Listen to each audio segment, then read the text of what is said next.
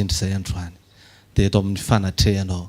Mankasitraka Jesosy ny amin'ny fahatsaranao sy ny fitiavanao. Misaotra Jesosy ny amin'ny tsirairay avy androany. Misaotra Jesosy ny amin'ny zavatra be dia be nataonao teo amin'ny fiainanay. Tsy ho voatanisanay Jesosy ny fiarovanao isa minitra isa tsegondry eo amin'ny fiainanay. Na ao anatin'ny alina mangina, na ao anatin'ny andro atoandro dia fantatra efa miaraka aminay foana ianao. Misy fotoana Jesosy adininay ny misaotra. Misy fotoana adininay ny mangataka. Nefa tsy nankininao tamin'izany ny famalianao anay, fa novalianao fotsiny izay, narovanao izay, niaraka taminay ianao no fahasoavanao sy ny famindraponao. Misaotra Jesosy fa manamboatra anay isan'andro ianao amin'ny alalan'ny teninao. Misaotra Jesosy fa mitarika anay isan'andro ianao. Mankasitraka Jesosy dia amin'izao maraina izao manambara ny sitraponao aminay tsirairay avy androany. Manambara ny teninao, manambara fahamarinana aminay indray androany. Satria izany no afaka hampiavaka anay amin'izao tontolo izao dia ny fijoroanay araka ny teninao. Misaotra ray amin'ny anaran'i Jesosy Kristy Tompo, velona sy masina ary manan-kery avy any Nazareta. Amen. Amen. Raha tsy teteka mafy eo an Jesosy mahazo toerana vetivety. Alleluia. Misaotra ny tompony amin'ny fahasoavana. Afaka amin'ny zaran'ny tenin'Andriamanitra amintsika tsirairay avy androany. Izao lazay ny bokin'ny fitoamanina toko 7 ny andininy fa 2:20 ka hatramin'ny fa 3:20 hoe ny famindrapon'i Jehova hozy izy no tsy nahalany indrindrantsika fa tsy mitsahatra ny fiantrany vaovao isa maraina izany lehibe ny fahamarinanao. Amen. Tenenao akaikinao hoe misy zavatra vaovao isa maraina hoe halleluia.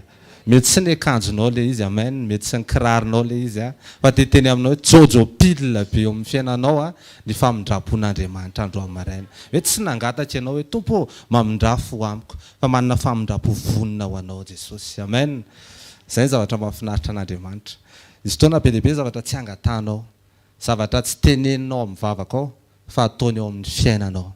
Halleluia. Izay ny rasan'Andriamanitra amintsika tsirairay avy dia tsika mandroso miaraka amin'ny loha hevitra ifampizarako amintsika androany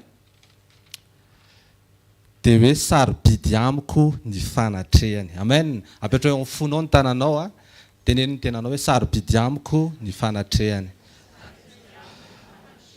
Halleluia. Mahafinaritra be miaraka amin'Andriamanitra. Ny zavatra tena tsapanao rehefa manomboka miaraka aminy ianao dia ndraindray tsy ilay hoe valim-bavaka loatra, na hoe ny zavatra mety afaka ny ho azonao, fa le fahendren'Andriamanitra mitondra ny fiainanao tena hoe mahagaga sy mahatalanjona. Misy zavatra indraindray mety hoe miandry zavatra amin'Andriamanitra tsika dia ela le izy. Misy zavatra mety efa irianao fa mbola tsy azonao, fa teny aminao misy fahendren'Andriamanitra ao ambadiky ny zavatra rehetra. Tena rehefa na ianareo tsirairay avy, rehefa mijery ny fiainanao ianao dia mahita ny piesy rehetra mitambatambatra dia gaga ianao hoe tena lehibe rangahy Andriamanitra. Ary rehefa mandinika dia tsapanao hoe na ianao raha tsy mahay mitondra ny fiainanao, na ianao raha tsy mahafantatra ny zavatra tianao, na ianao raha tsy mahafantatra ny zavatra mety aminao, fa Andriamanitra no mahalala ny zavatra tena mety aminao. Ary soa ihany fa tsy tsika no Andriamanitra. Halleluia. Tena soa ihany fa izy no Andriamanitra. Nisy horonan-tsary izay jereko taloha be tamin'izay dia variana nijery an'ilay izy hoe ohatr'izao ny tao anatin'ilay horonan-tsary hoe nanana problème be raha namana zany dia nametsiny an'Andriamanitra izy hoe tsy mahay niasanao ianao matsy an'Andriamanitra. Dia rehefa nametsiny an'Andriamanitra izy dia niseho tamin'ny Andriamanitra dia izao arozy izy raiso ny toerako omeko anao pouvoir rehetra, ianao no Andriamanitra dia eto amin'izay ary ny zavatra rehetra. Inona amin'izay ny zavatra nataony rehefa tonga teo amin'ny toeran'Andriamanitra izy tonga ny vavaka ny olona rehetra mivavaka, miakatra ny vavaka rehetra, korotana amin'izay ny lohany mivaliny ny ray mandeha daholo ilay vavaka ny olona rehetra, korotana amin'izay izao tontolo izao. Ny sasany nangataka fiara, ny sasany nangataka roplanina, niaraka tonga daholo ny valim-bavaka rehetra, ny sasany nangataka mba ho akaikaiky kokoa ny volana, ny masoandro, ny korotana izao tontolo izao. zay mahatonga na miteny hoe Andriamanitra tena manana fahendrena mitondra ny fiainatsika. Ary za ty teny amintsika tsirairay avy hoe mety aminao androany io toerana misy anao io. Amen. Aza momonina amin'ny toerana misy anao io fa mety aminao androany io. Ataovy azo antoka fotsiny hoe miaraka amin'ny fanatrehan'Andriamanitra ianao. Ny fanatrehan'Andriamanitra tena sarobidy. Ny fanatrehan'Andriamanitra ny tena lehibe. Indrindra ozy izy ny teny Paoly apôstôly hoe ampoanao izy ny fahasoavako. Ao amin'ny Korintiana 2:12 ampoanao ny fahasoavako. Amen. Teny ino akaikinao hoe ampoanao ny fahasoavan'Andriamanitra hoe.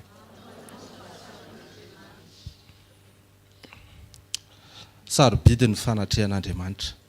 Mila manaiky tsika ho tonga fananan'Andriamanitra. Amen. Rehefa manaiky ho tonga fananana ianao dia ampiasainy ny momba anao ray manontolo. Ampiasainy ny momba anao ray manontolo. Tsy hoe manana azy fotsiny fa tonga fananana ianao. Tahakany tamin'izany tamin'ny andron'ny Petera ao amin'ny asan'ny apôstôly 7:9. Izy Petera tamin'ilay malemy teo ambavadiny tsara endrika hoe tsy manana vola fotsy aho izy ary tsy manana vola omenanao fa amin'ny anaran'i Jesosy Kristy avy any Nazareta aho izy mitsangatsangana. Lasa tonga fanana amin'ny Petera ny anaran'i Jesosy. Satria niombina tamin'i Jesosy sy ny ray tamin'i Jesosy izy. Rehefa tonga fanananao ny anaran'i Jesosy dia ampy ampiasain'i Jesosy na ny rantsana kely indrindra aminao ary. Na ny masonao ary. Amen.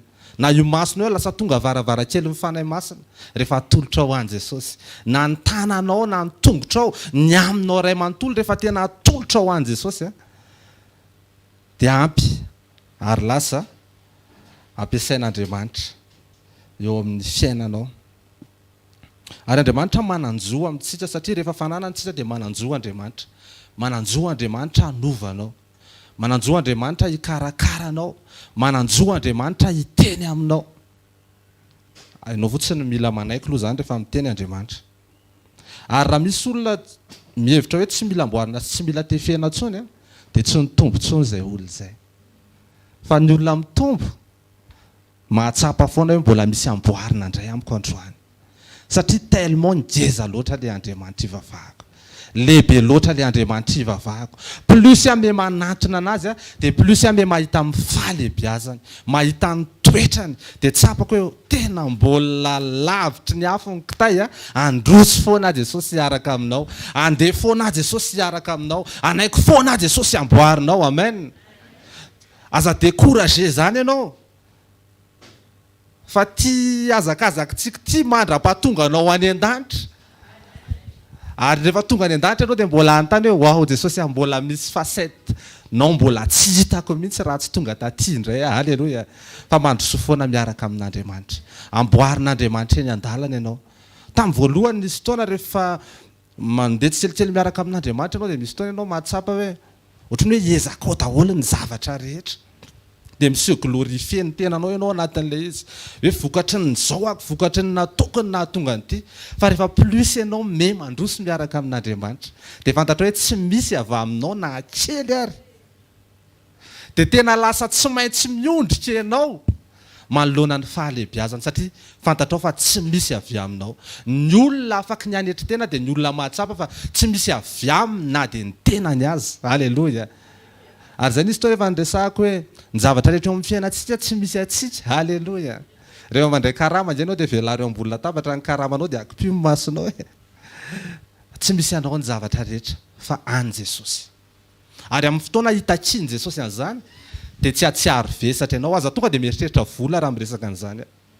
Fa mety hoe toetra, mety hoe fomba fanao. Halleluja. Zay na tonga ny Abrahama nafoy mora foana ny Isaka rehefa nitakiany satria tsy napetrany ho fananany Isaka fa napetrany ho fananan'Andriamanitra dia mora taminy nanolotra an'izany. Any Isaka Andriamanitra te hiaraka amintsika. Andriamanitra te hiaraka aminao. Ao amin'ny toeram-piasanao, ao amin'ny tokantranonao, Andriamanitra te hiaraka aminao. Andriamanitra mahafinaritra azy ny mifampitakosina amintsika. Mahafinaritra azy ny miaraka amintsika. Fa ny fanontaniako androany ianao ve te hiaraka aminy?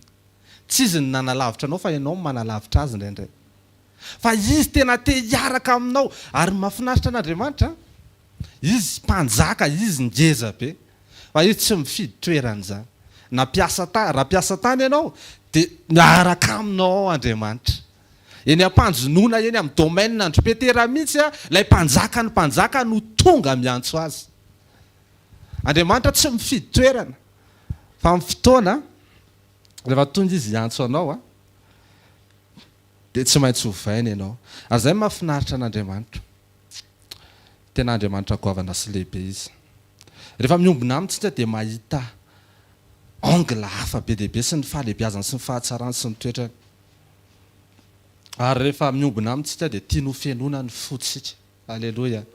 Tanjon'Andriamanitra tsy ny paosinao vidy aloha ny ameno an'izany fa ny fonao tena azy tanteraka. Tsy atsiaro korona ianao hoe misy fahabangana eo amin'ny fiainanao rehefa tena miombona amin'i Jesosy ianao. Izay no mahafinaritra amin'ny fiarahana amin'i Jesosy. Tsy mahatsiaro tsy fahampiany izany ianao satria fantatrao fa Jesosy no rehetra mameno ny fiainanao. Ary izay ny tena goavany sy lehibe. Ny tenin'Andriamanitra angamba ny Baiboly iray manontolo raha soronao Jesosy dia lasa code moral be da be fotsiny. Fa soa ihany fa tonga Jesosy. Soa fa teo Jesosy. Dia afaka no tonga fiainana ny zavatra rehetra. Amen. Afaka lasa miaina ny toe-panaraka an'Andriamanitra ianao. Afaka miaina ny fanatrehan'Andriamanitra isan'andro isan'andro ianao. Ary tsapanao ny asarobidiny izany fanatrehan'Andriamanitra izany. Sy ny lanjan'izany. Sarobidiny fanatrehan'Andriamanitra. Rehefa nanota ny olombelona voalohany dia tafasaraka tamin'Andriamanitra. Very ny fanatrehan'ny olona. Tsy tsapany Adama sy Eva ny asarobidiny izany fanatrehany izany raha tsy efa very teo amin'ny zareo. Misy zavatra tsy tsapanao ny mahasarobidy azy raha tsy efa miala eo aminao ilay izy. Raha misy ny zavatra sarobidy indrindra sy mila zominao mafy sy fikirinao dia ny fanatrehan'Andriamanitra eo amin'ny fiainanao. Aza mivoaka ny varavarana raha tsy mahatsiaro hoe miaraka aminao Andriamanitra. Fa risika ny fiainanao raha ohatra ka mandeha anao nefa tsy manana assurance hoe miaraka aminao Andriamanitra. Ny ahafahanao manana assurance nefa hoe miaraka mandeha aminao Andriamanitra dia ny fijoroanao amin'ny toe-panahy araka an'Andriamanitra. Ny toe-panahy araka an'Andriamanitra mahatonga anao manana an'izay antoka ao anatinao izay. Satria Andriamanitra nilaza fa izy tsy afotsy andao antsika mihitsy. Fa rehefa tsy mijoro amin'ny toe-panahy araka an'Andriamanitra tsika dia miala ao anatin'ilay assurance napetraka Andriamanitra ianao dia lasa mora mifahavalony s'infiltrer eo amin'ny fiainanao. Tsaroa fa ty zao tontolo zao ty be dehibe ny zavatra misitona anao hidina eo ny nofo. Alleluia. Araka ny pasteur teo mivavaka Daniel zany mivavaka araiky amby 20 andro izy tsy mivaly mivavaka kay misy entité efa miazona an'ilay vavaka kay any ambadika any. Be dehibe ny fahavalo misakana ny fandrosoanao. Fa za te hiteny aminao androany ataovy azo antoka hoe miaraka amin'ny Jesosy ianao. Ataovy azo antoka hoe miara-mandeha amin'ny Jesosy ianao. Ary ataovy azo antoka hoe sarobidy aminao ny fanatrehan'Andriamanitra eo amin'ny fiainanao. Zay sady tsy voavidy vola, tsy voavidy karena mihitsy. Alleluia. Satria omen'Andriamanitra maimaimpona amin'ny fahasoavany zany. Izany fanatrehan'Andriamanitra zany raha azo nividiana vola tena miteny anareo be dehibe no nividy an'izany.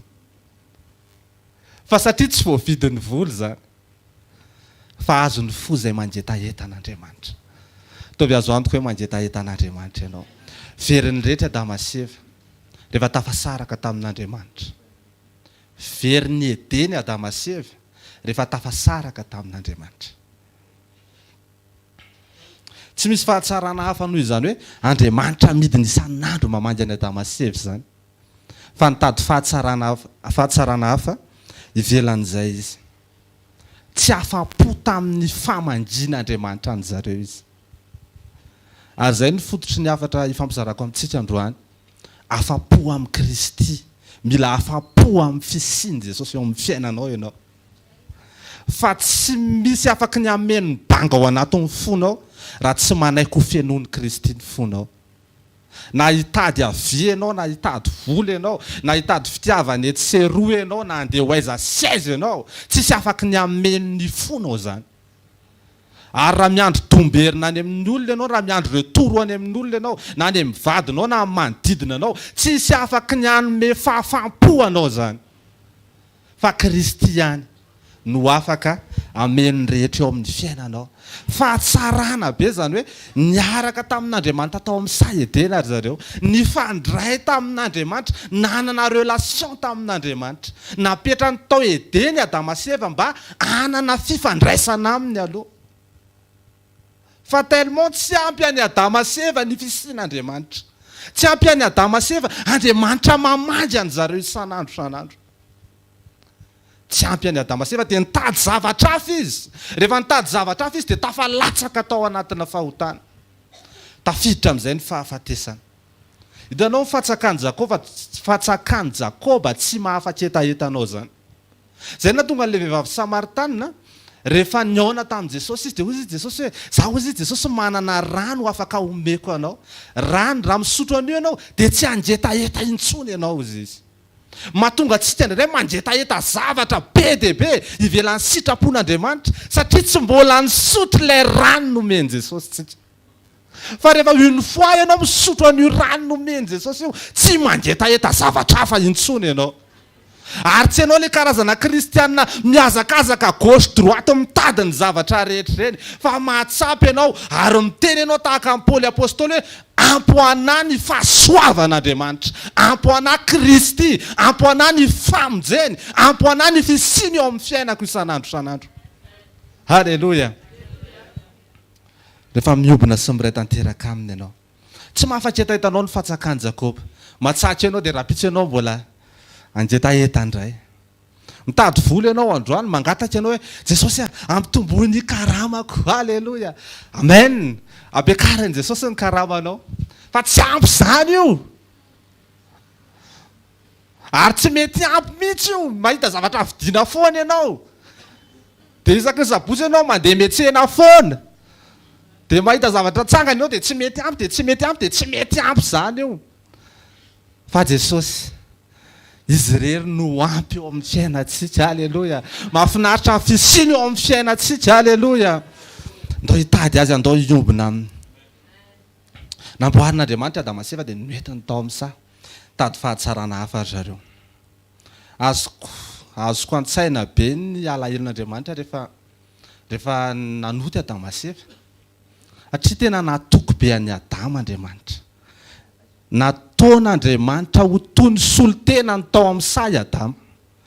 Satria izay ny teneny ao amin'ny Jenesisy hoe avelao izy anjaka hozy izy. Nameny any Adama ny fanapahana rehetra. Natoky Andriamanitra. Fantatrao ve? Andriamanitra mahatoky anao. Mahatoky anao Andriamanitra. Hoe misy zanako any, misy zanako ao amin'ny tanandry, misy zanako ao amin'ny oasy io, mahatoky anao Andriamanitra. Fa aza mandiso fanantenana azy ianao. Ary Andriamanitra rehefa mahatoky dia tena mahatoky. Tsy hoe mahatoky anao izy dia matahotra izy sao dia hivadika ianao. Fa tena mahatoky izy, matoa saedena ray manontolo napetra no confieny tamin'ny Adama. Zay mahatonga an'Andriamanitra lasa tsy maintsy manamboatra anao aloha melohan'ny fitahianao. Fa andao ny fitahiana amin'ny Andriamanitra anao no hamono anao avy eo. Zay na voan'ny zanak'Israely rehefa nivoaka ny Egypte izy. Inona zavatra nitranga? Ny volamena ny tahian'Andriamanitra ny zareo ihany no nanangana ny sary omby kely tany anefitra. Misy olona mangataka tompo mivady amin'izay. Rehefa tonga ilay vady tsy hitantsony zareo rehetrarehetra, tsy hitantsony hoe nakaiza tompo. Misy fotoana na amin'ny zavatra kely ary misy fotoana ianao mangataka zavatra amin'Andriamanitra tompo. Mba omeo inona re zany télé ohatra na hoe écran plat ngeza be tena le tovy an'ny be andrindriny regny. Meny tompo le izy eo amin'izay ianao isan'andro isan'andro. Halleluja. Miditra eo amin'izay Ricardo, Roberto, ty série rehetra ty Netflix tsy mijanona fa eo foana ianao. Ny zavatra omen'Andriamanitra anao tandremo. Amen. Aoka tsy ny fitahiana no ampisaraka anao amin'Andriamanitra. Ary magravy an'ireny mijery an'ireny ianao dia lasa ohatrohatr'an'ireny ny fiainanao. Lasa mitovitovy amin'ireny zany ny fiainanao. Misy fotoana mantsy ny olona mitady moyen fomba mba mikonsole ny tenany zany izy dia mijery an'ireny dia ohatrany hoe lasa hoe mieritreritra hoe ohatran'iny ny fiafaran'ny fiainany nefa tsy alleloia afa mihitsy hoe fitondran'Andriamanitra ny fiainanao amen Andriamanitra tsy azonao refesina izy Andriamanitra goavana be izy alleloia ny tongony anankiray ny amin'ny lasanao ny anankiray ny amin'ny hoavinao izy eo amin'ny présent anao misy anazy daholo ny zavatra rehetra sy ny toerana rehetra sy ny fotoana rehetra izy no alfa izy no omega izy ny fiandohana sy fiafarana izy malala ny fiainanao ray manontolo eny ampelatana ny banga rehetra mety tsy misy malala fa izy rery ihany no mahalala azy ny fiainantsika ohatran'ireny puzzle reny eo anatrehan'Andriamanitra le tilalao anankizy atambatambatra reny amen misy zavatra fantatrao fa misy zavatra tsy fantatrao mihitsy fa eny ampelatana n'le izy rehefa mikambana le izy dia manome sary anankiray le izy dia ozy izy ianao hoe zaoka iny sary ny fiainako hitondran'Andriamanitra dia miteny amin'izay ianao hoe fa maninona ry any no nomonomonina tamin'iny ve zao ny anton'ity zavatra ity fa efa tara loatra le izy vao mireagir ohatran'izay ianao ary rehefa fantatrao ny tanjon'Andriamanitra ao ambadiky ny fanamboarana anao dia lasa mora aminao ny misaotra mora aminao ny mankasitraka an'Andriamanitra tsy momonina ianao anaty désert tsy momonina ianao anatina zavatra tsy mbola mitranga satria mahatsapy ianao fa ampy anao Jesosy ampy anao ny fisiny eo amin'ny fiainanao halleloia rehefa tafasaraka tamin'Andriamanitra Adama sy Eva dia very ny fahefan'Andriamanitra tsarovany fahefan'Andriamanitra dia mahazo aina ao amin'ny toetrany halleloia teny hoe ny akaikinao hoe ny fahefan'Andriamanitra hoe dia mahazo aina ao amin'ny toetrany halleloia ny voary zay teo ambany fahefany zareo no lasany fe azy very ny fanapahana androany tsy resaka ny fanatrehan'Andriamanitra amin'ny maha-omniscient azy satria Andriamanitra amin'ny toerana rehetra sy amin'ny fotoana rehetra dia eo foana izy fa miresaka n'le fanatrehan'Andriamanitra mifandraika amin'ny toetranao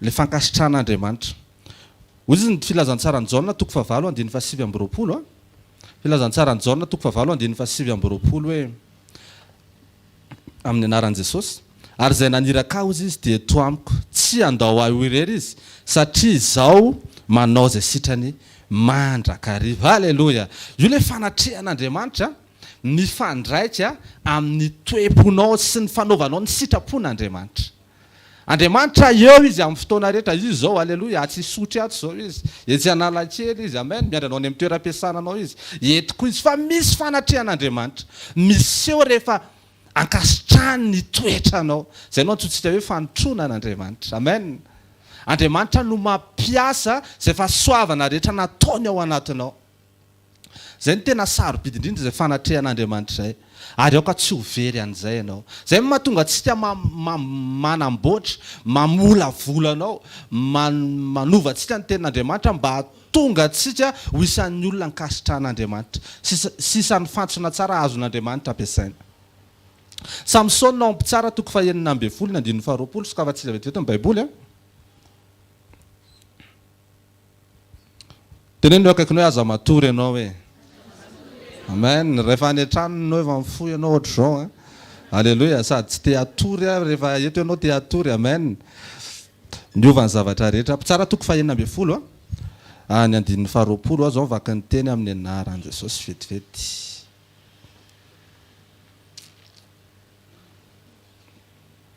mpitsara 16:20 ozy izy dalila tamin'ny Samsona hoe amery anao ny Filistina ry Samson dia nifoto amin'ny toromasony izy ka nanao hoe ivoaka tahaka ny teo aloha ka nietsika ny tenako kanto tsy fantany fa Jehovah efa niala taminy tena zavatra mafy be zavatra manahirana be zany hoe Jehovah efa niala taminy zany andeha nietsika ny tenako hitanareo ny devoly manao ny fomba rehetra ilanao eo amin'ny fanatrehan'Andriamanitra ary Delila tsy indray mandeha ny angavy tamin'ny Samsona hoe aiza no miafina ny heriny sy ny tanjany fa isan'andro ny fakapanahy tompo isan'andro mandondony eo ambaravaranao foana ny fakapanahy isan'andro tonga eo aminao foana fa ianao koa mila mijoro ianao koa mila manaiky ny sitrapon'Andriamanitra ary mila mandresy ianao fa miverina foana isan'andro ary ny fahotana tsy misy hoe atretra any ny ataoko dia atretra tsy ataoko tsony fa tsy voagere anao zany eo enjana be ny dégateraka io ingérable tena tsy voagere anao io fa sady manimba anao eo ary mivokatra io tsy maintsy fahafatesana foana ary ny Samsona tahaka an'izany ny vokany voalohany mpitsiry ny zalany voamasony aloha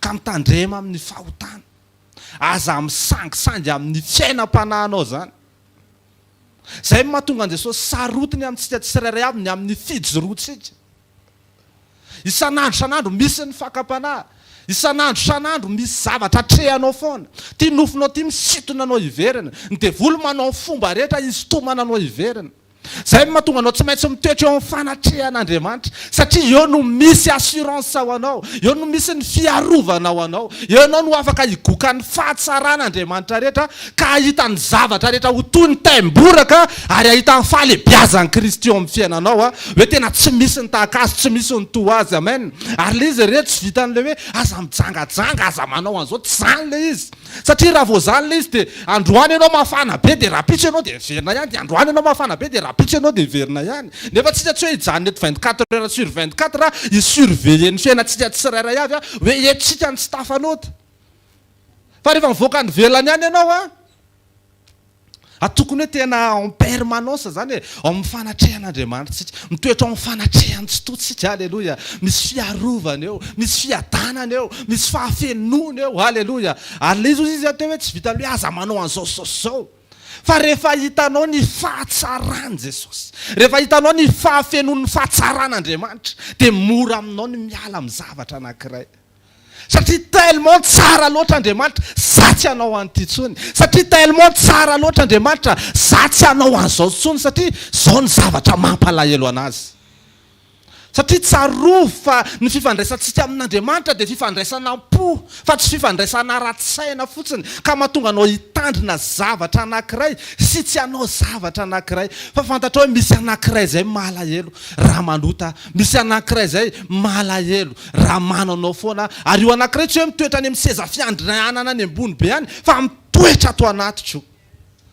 dia hitandrina ianao amin'ny fandehananao hitandrina ianao amin'ny fandrosoanao hitandrina ianao amin'ny san'androm-piainanao ty fantatrao fa miaraka aminao ilay tsara indrindra halleloja do hitehaka mafy be tsika ho an'i Jesosy amen ilay tsara indrindra no miaraka aminao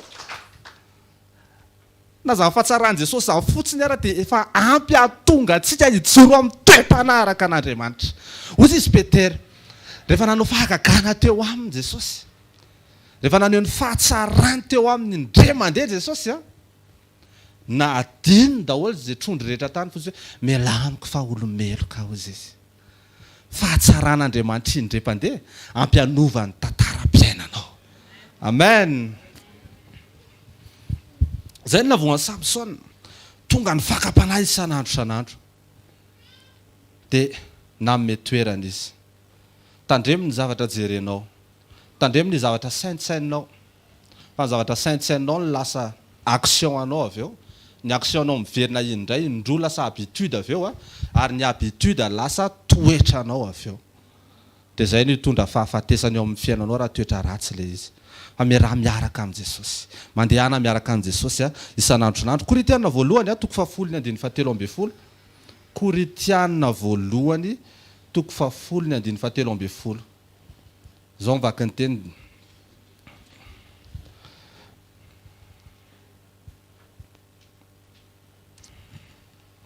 distreze amin'ny anaran'i Jesosy tsy misy fankam-panahy ozy izy nazo anareo afa-tsy izay zakan'ny olombelona nefa mahatotry Andriamanitra ka tsy hamela anareo alaim-panahy mihoatra noho izay zakanareo fa momba ny fankam-panahy dia asiany lalana ahafahanareo koa mba hazakanareo izany amen ao anatin'io zavatra trehanao io misy lalana foanao ahafahanao mivoaka amen misy lalana foanao ahafahanao mivoaka tsy misy tonga dia fakam-panahy io akaiky ny tarehanao dia mahatonga anao ho jamba fa misy lalana foanao ahafahanao mivoaka ary tsy misy zavatra tsy zakanao zany lalovanao fa zakanao ny zavatra lalovanao misy fotoana raha tete mihitsy hoe mety aminao io zavatra lalovanao io mafy be mahazo ana pastera tsy mora amin'ny fiainako hoe zao mety aminao io zavatra lalovanao io mety eza fotsiny ianao iova amen mety eza ianao anamboatra ao anatiny io ary ao ka ho tratran'Andriamanitra ny tanjony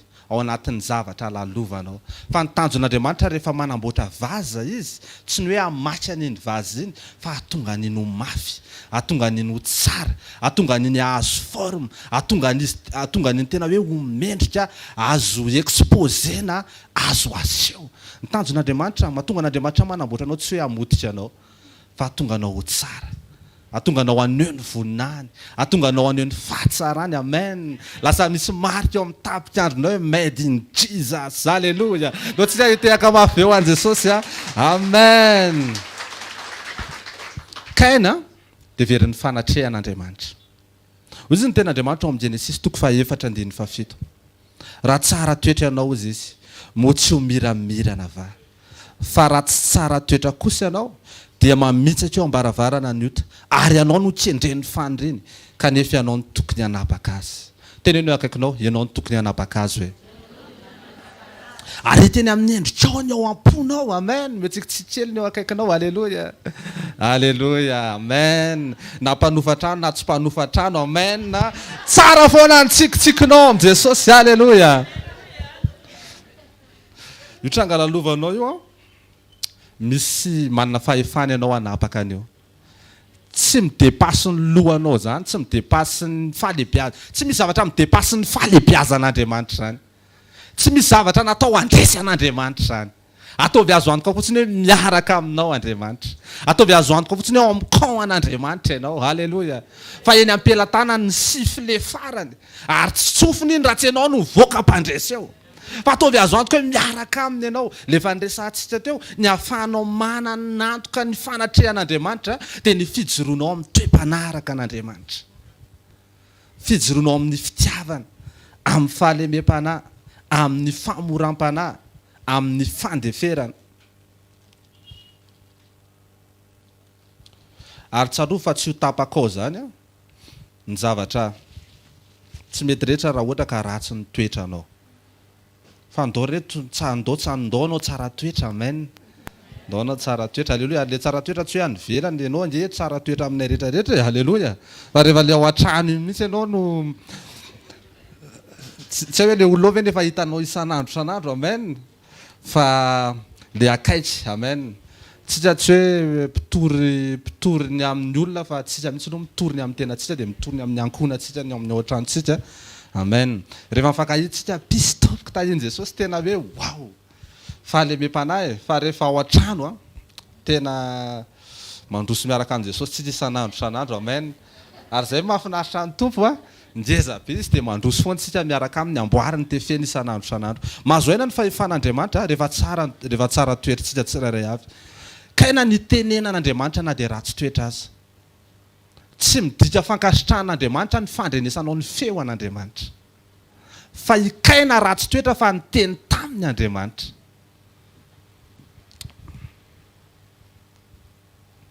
le izy tsy any amin'le hoe nandre feo ianao dia ankasitrahany fa toetra le izy halleluia tsy hoe nanome révélation milay be anao Andriamanitra dia ankasitrahany ianao zany fa toetra le izy halleluia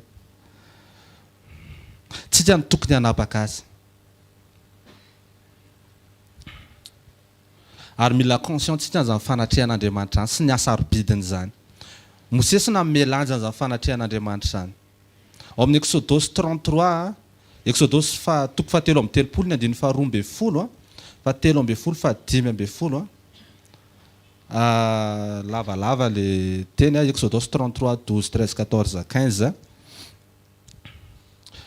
ary Mosesy tamin'i Jehovah indro fa ianao milaza amiko hoe ento miakatra ity fireneny ity ary ianao tsy mbola nampafantatra izay irainao iaraka amiko kanefa ianao efa nilaza hoe mandehana mahalala anao tokoa aho ary efa mahita fiteo maso koa ianao ny andiny fahatelo amby folo koa ankehitriny raha nahita fiteo masonao dia ampafantaro ny lalanao alalako anao mba hitako fiteo masonao ary every fa olonao ity fireneny ity fa efatra amby folo dia hoy izy nitavako no andeha dia hanome fitsarana anao ao fa hoy Mosesy taminy raha tsy andeha nitavanao dia aza mitondra anay hiakatra iala ty halleluia Mosesy nahafantatra ny asarobidiny zany fanatrehan'Andriamanitra zany. Mosesy prince atao Egypte. Nanana ny rehetra Mosesy. Mosesy zany rehefa manao ohatr'izao dia tonga avany ny mpandihy. Manao ohatr'izao Mosesy dia tonga avany ny sakafo. Ohatr'izao fotsiny Mosesy tena hoe niankohofana. Fa tsy nanomboka ny fiainany raha tsy niaona tamin'Andriamanitra tao tendrombohitra Horeba izy. Le izy tsy miankina amin'ny confort na miankina amin'ny toerana misy anao, fa miankina amin'ny fionanao amin'Andriamanitra. Ny olona tsy mbola niaona tamin'i Jesosy dia tsy mbola nanomboka akory. Ary hozy izy ny tenin'Andriamanitra tamin'ny Jodasy rehefa manambara ny tenin'Andriamanitra hoe tsara ho an'izany olo zany raha tsy ary akory izy hozy izy. Raha tsy hanao ny sitrapon'Andriamanitra aleo tsy ary akory. Ary zany izy taona nandito hoe kristianina ranofo. Fa raha kristianina ranofo koa ianao dia tsy voavonjy ianao zany. Satria mety tsy mbola nateratra indray mihitsy ianao.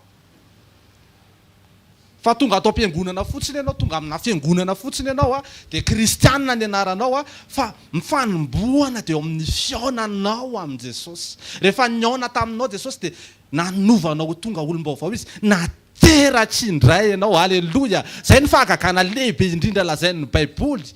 Nateratra indray tamin'ny alalan'ny teniny ianao dia tonga olom-baovao ianao dia miova ny désiranao. Na miova ny zavatra tianao atao. Tsy possible zany ianao hoe kristianina zanak'Andriamanitra nefa ianao mahazo aina miaina ao anaty fahotana. Tsy possible zany. Ny kisoa no mahazo aina ao anatina fotaka. Sy mahazo aina ao anatina fahalotona. Fa raha biby à domicile tsy mahazo aina fa tsy maintsy miala tao izy satria tsy environnement ilay izy, tsy naturan'ilay izy. Ary zay ny tenen'ny Paoly hoe dinio izy ny tenanareo na mitoetra amin'ny finoany anareo na tsy mitoetra. Satria misy taontsika tellement mandeha manompo dia be activité be dia manao an'izao zao dia tsy haintsika na aotsika na tsy aotsontsika fa zatra mandeha fotsiny. Fa andao androany tena andiny tena indray iombona sy iray tanteraka amin'i Jesosy. Hozy izy Mosesy ao amin'io tantara ao amin'io Exodosy hoe Andriamanitra ny teny hoe anjely hozy izy no alefako miaraka aminao dia tsy nanaiky Mosesy. Satria Mosesy nahatsapany zany hoe ohatry ny ahoana ny fanatrehan'Andriamanitra zany. Natsapany asarobidiny zany Mosesy dia tsy nanaiky izy rehefa niteny tamin'ny Andriamanitra hoe anjely no iraham-piaraka aminao. Mosesy tsy tahaka ny zanak'Israely. Mosesy tsy hoe nanaraka an'Andriamanitra mba ahazo mana, na nanaraka an'Andriamanitra mba ho any amin'ny tany Kanana fotsiny, na nanaraka an'Andriamanitra mba hihinana an'ilay papelitra, haleloia. Fa nanaraka an'Andriamanitra izy satria nanana fifandraisana manokana tamin'Andriamanitra, satria nahita filinina tao anatin'izay fifandraisana tamin'Andriamanitra zay. Ary ao anatin'izay fifandraisanao amin'Andriamanitra zay dia misy échange, amen. Atao ohatr'izao ny tanana hoe misy échange hoe, amen. Halleluja, misy échange. Ataony ao anatinao ny toetrany, ataony ao anatinao ny fahatsarany, ataony ao anatinao ny momba azy iray manontolo, dia ny faharatsianao rehetra atobany eo amin'ny hazo fijaliana dia levina ny ampasana dia mitsanganao ianao tonga olom-baovao manaka ny Kristy isan'andro isan'andro. Dia hozy izy Mosesy zay tsy handeha hozy izy satria tsy nanaraka anao zay noho nomana na noho mipapelika na noho ny tandondra dron'ny sy tantely fa hiaraka aminao zay te halala anao zay. Ary zay ny tanjon'Andriamanitra rehefa namoaka ny zanak'Israely tany anefitra Andriamanitra dia ny tanjon'Andriamanitra tian'Andriamanitra ny zanak'Israely tsy hahita fa tsy Andriamanitra. Satria ao Egypte be dia be mibroy ao Egypte, be dia be ny feo ao Egypte, misy tongolo manitra be ao, mivoatabia ao koa tsara be. Première puissance mondiale tamin'izany ny Egypte, civilisation kolotsaina ngeza be. Fa hozy izy Andriamanitra non, be dia be ny zavatra mety perturbe anareo raha mijanonao Egypte nareo. Fa tsy tonga dia ankanana koa aloha fa mandehana mihitsy aloha any anefitra. Rehefa any anefitra nareo dia tsy hahita fa tsy zarery sisy. Hitanareo ny tanjon'ny zavatra mafy lalovanao, na ny aretiny eo amin'ny vatanao, na ny zavatra mety hoe manjeja sy manery anao, atonga anao tsy hahita fa tsy Andriamanitra. Ny filazantsara dia manome an'izao équation, manome an'izao sary zao, Jesosy dia tsy azonao atao fahazahoan-javatra hafa koatra azy. Tsy afaka mampiasa ny anaran'i Jesosy ianao azahoanao zavatra hafa. Manome ny anaran'i Jesosy satria izy ny lalana sy fiainana ary fahamarinana mba hahatonga anao tena hoe ahazo tsiro ny miaraka aminy.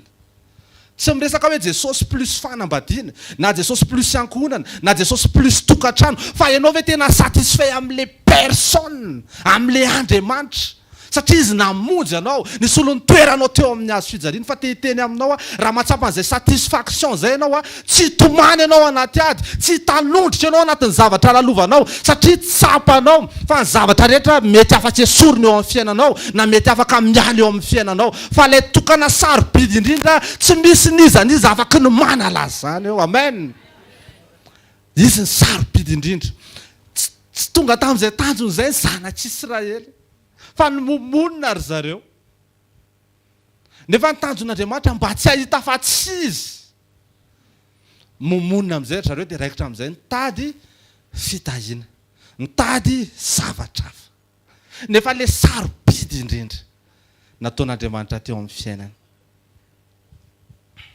te hiombona amintsika tsirairay avy Andriamanitra satria any an'efitr'Andriamanitra mamolavola azy manamboatra azy satria raha tsy voalavola izy any an'efitra dia tonga ao Kanana izy fa momonina be fotsiny miaraka amin'ny misy mana sy ny sakafo rehetrarehetra ao fa momonina be fotsiny zanak'Israely ka ny tany Kanana tsy natao an'ny olona momonina fa natao an'ny olona afa-po amin'Andriamanitra afa-po amin'ny fisiany Jesosy tombokely eo akaikinao afa-po amin'ny Kristy ve ianao mety mbola tsy mivaly ny vavakao mety mbola tsy azonao zay zavatra niry ianao eny mety mbola tsy tomombana amin'ny fahasalamanao fa teteny aminao afa-po amin'ny Kristy ve ianao ny asa-pamonjeny Jesosy nalorany aino anao teo amin'ny hazo fijaliana tsy teteny hoe raha manao an'izao ianao dia mahazo an'izao fa ny sarobidy indrindra no efa nataony Jesosy afa-po amin'izany ve ianao na inona azonao na inona tsy azonao afa-po amin'izany ve ianao ary zay no antony mahatonga ny fiankofantsika sy ny fiainantsika tsy maintsy mitohy any an-danitra satria mbola tsy ampy ny fotoana eto ahatonga antsika tena ho afa-po tanteraka aminy dia tonga antsika mbola hahita azy sy ombina aminy sy iray tanteraka aminy minao fa tsy tobo any an'hevitra zany ianao amen ny olona rehefa mangetaheta anao anaty hevitra ary izy anaty hevitra anaty désert dia mahita an'Andriamanitra fa ny olona rehefa materialista dia mahita fahamainana izy ao anaty désert tonga antsika tsy maintsy miray sy miombona tanteraka amin'i Jesosy ny olona tia fanatrehana mahay mankafy ny zavatra mahafilalovana halleloja sady any an'hevitra tsy misy mpivarotra amen tsy misy mpivarotra sira any novy sira tsy misy mpivarotra zavatra be dehibe any atonga anao tena hoe ankafy an'ilay tokana mendriky no ankafiziny Jesosy tsy tokony karazan'olona mitanondrika sy tsivy ianao rehefa tsampanao ny sarobidy sy ny alehiben'i Jesosy eo amin'ny fiainanao na namaly vavaka anao izy na tsy namaly vavaka anao efa be dehibe zavatra nataony teo amin'ny fiainanao ary misy zavatra raha tsy nangatanao akoriny nefa nataony teo amin'ny fiainanao ndao omena lanja amin'ny fanatrehan'Andriamanitra ozy izy ny boky Hosea toko 2:9 somary andeha aingana Hosea 2:16 koa indro zao ozy izy dia taona azy ka hitondra azy ho any an'efitra ary anao teny malefaka afinaritra azy amen misy karazana fanambarana tsy ho voarainao mihitsy momba an'Andriamanitra raha tsy manaiky te feny any an'efitra ianao any ianao mandre an'ilay feo malefaka any ianao mandre an'ilay fanambarana afaka ny anovanao sy afaka ny hitondra fiainana iainanao isan'andro halleloja te ampahery antsika tsirairay avy ninona mahafilalovanao androany ninona zavatra trehanao androany mahitany Jesosy ataovy ampy anao Jesosy ozy izy Paoly apôstôly ataoko taimboraka ny zavatra rehetra no fahalalana ny atsaran'i Kristy ozy izy Sadraka sy Mesaka sy Abednego non atsipazo ao anatin'ny olaforo mirehatra io zay fa zay tsy te hisaraka aminy tsy te hanota amin'ny akory zay fa aleonay mahay ao anatiny io afy io tsy zay hisaraka aminy tokony zany koa ny attitude atsika isan'andro tahaka an'izany ry Daniel alohan'ny latsaka ao anatin'ny lavaka ny lioany toy izay hisaraka amin'Andriamanitra satria sarobidy loatra taminy ilay Andriamanitra namonjy azy sarobidy loatra taminy sy goavana loatra taminy ilay Andriamanitra nitondra azy niala tany Egypta nakany amin'ny tany Kanana izy zany sarobidy indrindra eo amin'ny fiainanao fikiro mafy Andriamanitra amen miasa eo amin'ny fiainanao fanotronana rehefa mifikitra aminy ianao manaiky hanova toetra ianao. Halleloja. Ny toetra mahatonga anao ho jamba, mahatonga antsika ho jamba ny toetra, mahatonga anao tsy ahita afa-tsy ny zavatra kely manahirana anao androany nefa ny zavatra miandry anao ngeza be. Andriamanitra nge manana vision ngeza be amin'ny fiainantsika tsirairay avy. Nantson'Andriamanitra ho amina zavatra manokantsika tsirairay avy. Tsy misy kisendrasendra nahatongavanao teto ambony tany fa manana programa Andriamanitra ny amin'ny fisinao. Raha tsy mahatanteraka amin'ny programan'Andriamanitra ny amin'ny fisinao ianao dia izay ny tena hoe perte grave. Fa miroso miaraka amin'Andriamanitra. Rehefa mahafantatra an'Andriamanitra ianao dia fantatrao ny antom-pisinao. Mety misy fanontaniana mbola apetraka ao androany fa eny am-pelatana ny pièce rehetra momba ny fiainanao. Halleloja. Miombona fotsiny aminy dia miraisa aminy atambatambany tsara be ilay izy dia manome sary ilay izy dia hanome voninahitra ianao hoe tsy misy avamiko Jesosy fa avy aminao ny zavatra rehetra. Ndao tsy hitehaka mafy be ho an'i Jesosy. Halleloja. Hoy izy David, amen. Hoy izy David hoe natsapany izany fahatsaran'Andriamanitra izy ao amin'ny Salamy 1:5 ny 2:1 hoe aza manary aho izy hialy eo anatrehanao ary aza manaisotra ny fanahinao masina amiko. Halleloja. Ny indray andro eo an-kianjanao dia tsara noho ny hariva izy ao amin'ny Salamo 4:20 ny 2:10. Tsara ny fanatrehan'Andriamanitra, mamy ny fanatrehan'Andriamanitra, mitoera amin'ny fanatrehan'Andriamanitra. Ny antoka ahafahanao miombona sy mitoetra ao dia ny fijoronao amin'ny toe-panahy araka an'Andriamanitra. Tiako ianao tena ho afa-po amin'i Jesosy andro amin'ny maraina. Afa-po amin'i Jesosy ianao. Za teny amintsika n'ity fahamarinana anankiray ity. Na ny ray ary afa-po tamin'i Jesosy Kristy Tompo. Ozy izy, ity ozy izy ny zanako malalako.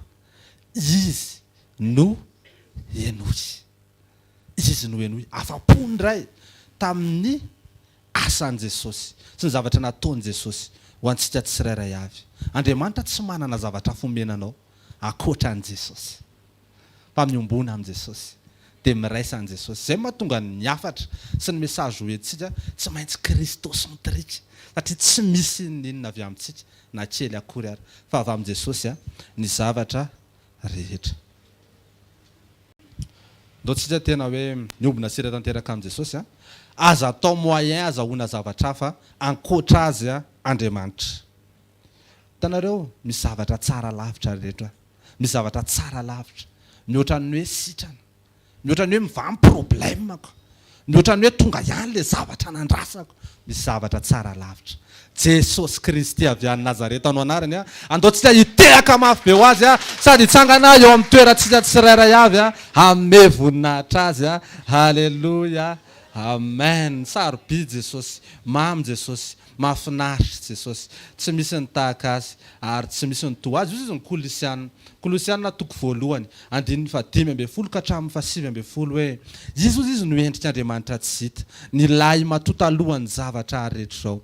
Fatao aminy naharinany zavatra rehetra any an-danitra sy aty ambonin'ny tany dia nita sy ny tsy hita na fiandrianana na fanjakana na fanapahana na fahefana. Izy no naharinany zavatra rehetra sady ho azy zany ary izy no talohany zavatra rehetra sady ao aminy no aretany zavatra rehetra ary izy no lohany tena dia ny fiangonana. Izy no voalohany dia lahy matota amin'ny maty mba ho lohany amin'ny zavatra rehetra izy fa sitraky ny ray ho ao aminy no hitoerany fahafenona rehetra. Fahafenona manao hoana ny tadiavinao ao amin'i Jesosy, miombona amin'i Jesosy, miraisa amin'i Jesosy. Ataovy azo antoka hoe miaraka amin'i Jesosy ianao mivavaha amin'izao fotoana izao. Ray amin'ny anaran'i Jesosy misaotra anao zany amin'ny fahatsaranao, misaotra fa niresaka taminay ianao, misaotra fa nanambarany sitraponao taminay ianao androany Jesosy. Sarobidy loatra aminay ny fisinao eo amin'ny fiainanay, sarobidy aminay ny fisin'ny fanatrehanao eo amin'ny fiainanay. Ho any amin'iza moa zay Jesosy tsy manana afa-ianteherana ankoatranao zay. Misaotra Jesosy fa noho ianao dia afaka mijoro eo ambonin'ilay vatolampy zay tsy ozongozona mandrakizay satria asanao zany. Misaotra fa tsy miovy ianao, mivavaka ray amin'izao fotoana izao Jesosy satria ametraka anao ho ilay ivy sarobidy indrindra eo amin'ny fiainanay anay zay a ny zavatra rehetra tsy natao ho tetavinay fa natao anaraka anay ny fahasalamana tompo tsy angataka an'izany zay fa ao anatin'ny fanatrehanao dia afaka nisitraka an'izany zay rehefa manaitsy ombina sira tanteraka aminao ray amin'ny anaran'i Jesosy ao anatin'izao sekoly zao aoka marary rehetra ho sitrana amin'ny anaran'i Jesosy avany Nazareta aoka izy vavolombelona Jesosy anehoana ny fahalebiazanao sy ny fahatsaranao dia ny tananao amela marika satria tsy ny tananao no nitadiavinay fa nitavanao ianao mihitsy no ilaina eo amin'ny fiainanay satria raha manana anao zay dia manana ny zavatra rehetra ary tsy atsapa fahabangany zay fa ianao ny fahafelona eo amin'ny fiainanay misaotra Jesosy ny amin'ny fahalebiazanao misaotra ny amin'ny fahatsaranao ninona Jesosy zavatra lalovanay tena tsely zany mahalona ny fahalebiazanao mahalona ny asa-pamonjena natolotra ao anay tsely zany mamin'ny fonay ianao Jesosy halleluja amen ndo tsy tiaka mafy eo an Jesosy mahazo toerana vetivety andraisantsika ny mpanompon'Andriamanitra manaraka pasteur Njiva halleluja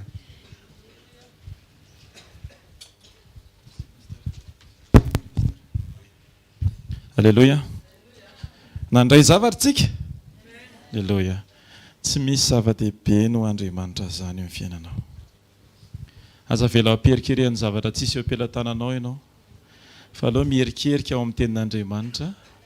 Amen. Fa ny erikerika ao mahatondra drano na dia tsy miaraka ary zany teny zany. Alléluia. Rehefa zatra mierika ao amin'ny tenin'Andriamanitra foana dia misy fiovany ao. Tandremo manao raglan rehefa avy ny orana fa tsy ho lena mihitsy ianao. Tandremo manao raglan rehefa mifanatrehan'Andriamanitra fa mandrenao fa tsy miaina.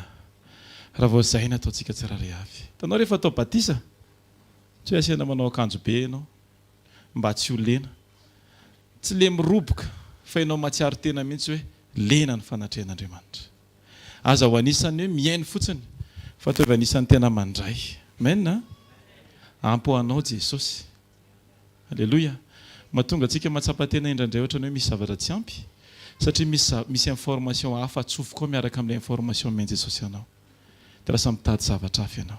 Fa manomboka androany aza mitady zavatra fa Jesosy arahana hatramin'ny voaloha ka hatramin'ny farany. Inona ny matery anao? Tokony Jesosy no manery antsika. Ny fitiavantsika ny Kristy no maninona? Tokony manery antsika tsirairay avy. Amen. Tsy hoe materialista, matery anao, tsy izay ny zava-dehibe, fa ianao te reny ny fitiavan'Andriamanitra mba hahafahanao mandroso. Aza tonoana ny fotoanantsika raha mpitso sekoly tokantrano eto amin'ity fitoeran'ity ihany. Ny fotoanantsika zoma sy sabotsy trampokon'olona Analakely manomboka amin'ny 4 ora ny zoma ary ny sabotsy manomboka amin'ny 7 ora. Ao anatin'izany dia aza miandry ny fotoana erahany ianao vao miaraka amin'ny Jesosy. Satria ny tena relation marina dia tsy manana fahataperana sady tsy tapaka izany mihitsiny. Amen. Vao mifoha maraina dia Jesosy ny antondresaka. Alohan'ny atory dia misaintsaina ny nataon'Andriamanitra. Rehefa atoandro iny dia mame voninahitra an'Andriamanitra satria marina loatra ny ten'Andriamanitra no bola 4:18 ny lalany marina ozy izy dia tahaka n'inona fipoakandro maraina. Alleluia. Tsy maintsy tonga eo mita tavovonana io io fiainam-panahinao io iseho ny voninahitran'Andriamanitra. Ndao tsika hitsangana ame voninahitran'Andriamanitra. Ny amin'ny teny rehetra izay niraisintsika teo dia andao averintsika vavaka mihitsy hoe Jesosy any amin'ny toerana tsisy anao dia tsy misy anako any. Asa raha atao vavaka ao ary. Raitsandrina masina mandrakizay ampianarinay sady anarinay ny fonay Andriamanitra tsy andeha any amin'ny toerana tsy misy anao. Tsy ho taitaitra amin'ny zavatra ny tany ohatrany hoe manintona. Fa zay Jesosy tsisy tombony zavatra ny tany fa irahan'ny fitiavana ianao Andriamanitra dia afaka ny teny zay hoe ampy anay ianao Jesosy. Misaotra anao Jesosy satria ny fahalalananao no mitarika anay makeo atongotra ao Andriamanitra. Ary ny eo atongotra ao ny ahafahanay mandray ny anjara tsara disponible ao anay tsirairay avy.